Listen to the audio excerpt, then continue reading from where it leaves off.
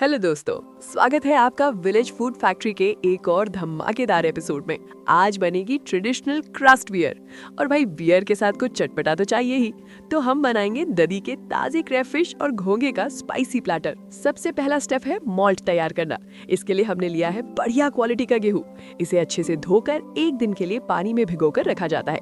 फिर इसे एक बांस की टोकरी में फैलाकर गीले कपड़े से ढक दिया जाता है। इसे अंधेरे में रखना होता है। देखिए 3 दिन बाद जादू, गेहूं में छोटे छोटे अंकुर फूट आए हैं। अब इन अंकुरित दानों को धूप में अच्छे से सुखाया जाएगा ताकि इनकी ग्रोथ वहीं रुक जाए। सूखने के बाद अब बारी है इसमें फ्लेवर लाने की। इन दानों को एक बड़ी कढ़ाई में धीमी आंच पर भुना जाता है। भाई साहब, इस वक्त जो खुशबू आ रही है ना, जैसे ताजी रोटी सिक रही हो। इसे तब तक भुनना है जब तक ये सुनहरे ना हो जाए। भुनने के बाद इनके सूखे हुए जड़ों और रेशों को मसलकर अलग करना जरूरी है। इसे कहते हैं सफाई। अब हमारे पास बचा है बिल्कुल साफ और खुशबूदार मॉल्ट। अब इस मॉल्ट को ओखली में कूटकर दरदरा पीस लिया जाएगा। पाउडर नहीं बनाना है, बस दाने टूटने चाहिए। अगला स्टेप बहुत इंपॉर्टेंट है, मैशिंग। उबलते हुए पानी में इस पिसे हुए मॉल्ट को डाला जाता है। यहाँ एक केमिकल रिएक्शन हो रहा है दोस्तों। अनाज का स्टार्च अब मीठी शक्कर यानी शुगर में बदल रहा है। एक साफ सूती कपड़े में इस मिक्सचर को डालकर उसका सारा रस निचोड़ लिया जाता है। ये जो गोल्डन लिक्विड आप देख रहे हैं, यही आगे चलकर बियर बनेगा। अब इसको फिर से कढ़ाई में डालकर उबाला जाएगा। और यहाँ आता है सबसे जरूरी इंग्रेडिएंट, हॉप्स यानी बियर के फूल। ये वो चीज है जो बियर को उसकी कड़वाहट और वो खास खुशबू देती है। याद रहे, ये प्रोसेस बिल्कुल साफ सुथरा होना चाहिए, कोई भी बैक्टीरिया नहीं जाना चाहिए।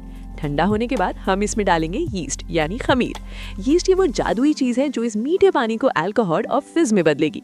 इसे एक बड़े कांच के जार में भरकर सील कर दिया जाता है। इसे कहते हैं फर्मेंटेशन। देखिए कैसे बुलबुले उठ रहे हैं, इसका मतलब अपना यीस्ट काम पर लगा हुआ है। 5 दिन बाद फर्मेंटेशन पूरा हो चुका है। अब इसे बोतलों में भरने का टाइम है। बियर तैयार है तो अब चाहिए चखना। हम आ गए हैं गांव के तालाब पर। यहाँ हम देसी जुगाड़ यानी बांस की छड़ी और मांस के टुकड़ा लगाकर क्रेफिश पकड़ेंगे। टोकरी भर गई है भाई। साथ ही नदी के साफ पानी से कुछ ताजे घोंगे भी पीन लेते हैं। घोंगों को कई बार पानी से धोया जाता है और उनकी पूंछ को कैंची से काट दिया जाता है ताकि खाते समय उन्हें चूस कर निकालना आसान हो। ब्रश से रगड़कर इसकी गंदगी हटाई जाती है। अब जलाते हैं चूल्हा। कढ़ाई में ढेर सारा तेल, अदरक, लहसुन और लाल मिर्च का तड़का। इसमें गए हमारे साफ किए हुए क्रेफिश। जैसे ही ये लाल होने लगे, इसमें हम डालेंगे अपनी होममेड बियर। जी हाँ, तानी की जगह बियर का इस्तेमाल ग्रेवी को एक अलग ही रिच फ्लेवर देगा। लो जी, खाना तैयार है। गर्मा गर्म स्पाइसी क्रेफिश और वो मसालेदार स्नेल्स, हमारी मेहनत की कमाई होम ब्रूड बियर। आहा, गिलास में झाग देखो, बिल्कुल परफेक्ट बनी है। अगर आपको ये देसी कुकिंग और बियर मेकिंग प्रोसेस पसंद आया तो वीडियो को लाइक ठोको। कमेंट में बताओ कि अगली बार हम क्या बनाएं और चैनल को सब्सक्राइब करना मत भूलना।